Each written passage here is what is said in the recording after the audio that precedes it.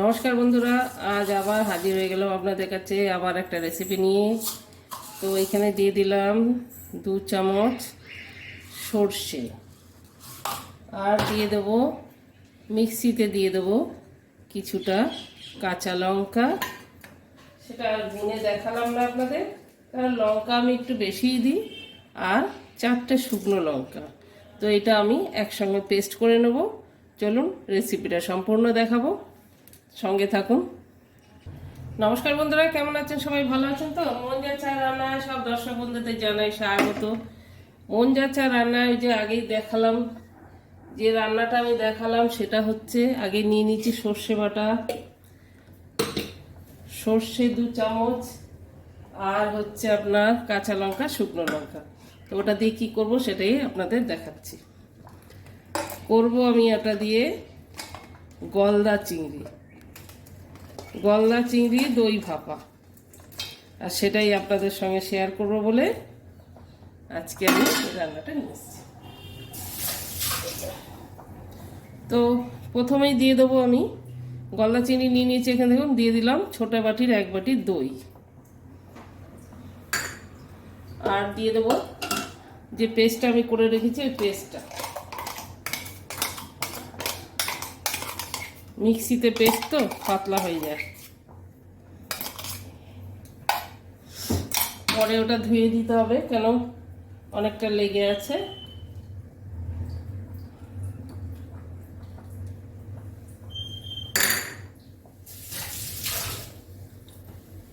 এবার দিয়ে দেবো নুন পরিমাণ মতন, মানে স্বাদ মতন যেটাই বলুন আপনারা, নুন। আর দিয়ে দেবো হলুদ, আর দিয়ে দিলাম সামান্য চিনি, যে টক দই আছে যেহেতু, ব্যালেন্সের জন্য। আর দিয়ে দিলাম ধনে পাতা।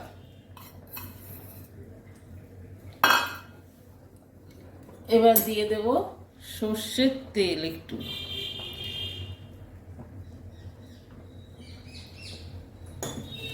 দিয়ে ভালো করে পেস্টটা করে নেব। দেখছেন কত লেগে আছে, এটা জল না দিলে তোলা মুশকিল আছে।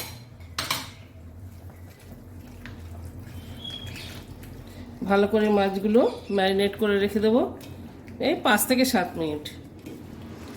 ভালো করে মাছগুলো ম্যারিনেট করে দেবো। খুলে গেছে, কাটতে গিয়ে খুলে গেছে।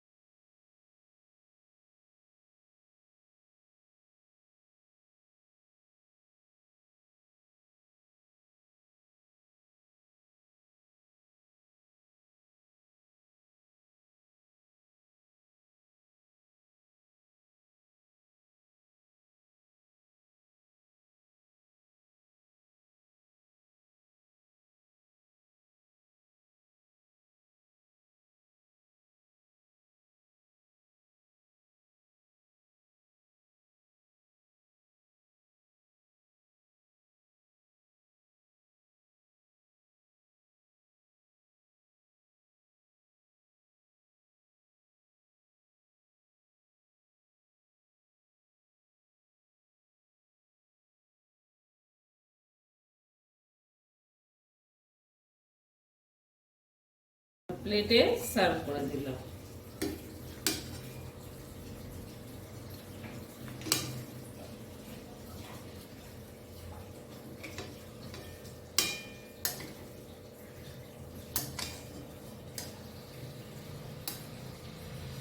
তো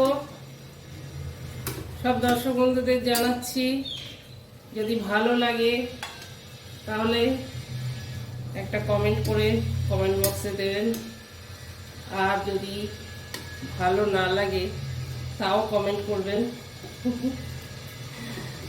আর যদি খুব ভালো লাগে লাইক করবেন, কম ভালো লাগলে সাবস্ক্রাইব করবেন।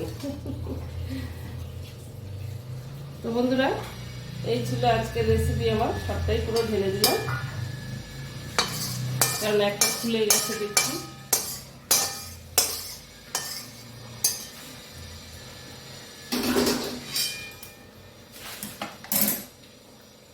আমার এটা রিকোয়েস্ট রইল, আপনারা একবার বানান বাড়িতে, এইভাবে বানিয়ে খেয়ে আমাকে কমেন্ট করবেন। আর যারা খেয়েছেন বানিয়ে তাদের তো কোনো ব্যাপার না, আর যারা না খেয়েছেন তারা অবশ্যই একবার বাড়িতে ট্রাই করুন, আর কেমন লাগে একটা কমেন্ট করুন। এটাই আমার বড় পাওনা হবে। একটু গার্নিশিং এর জন্য দিয়ে দিলাম ধনে পাতা ওপর দিয়ে। তো বন্ধুরা, হয়ে গেল। এইভাবে আপনারা বানান বাড়িতে, আর ভাত দিয়ে সার্ভ করুন, রুটি দিয়েও সার্ভ করতে পারেন।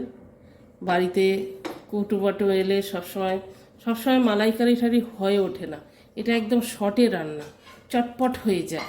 তার জন্য এটা যদি কোনো সময় ঘরে নাও থাকে, বাজার থেকে চটপট এনে এইটা রান্না করে আপনি সামনে একটা প্লেটে করে সার্ভ করে দিন, দেখবেন সব কুটুমরা, গেস্টরা একদম খুশি হয়ে যাবে যে কি।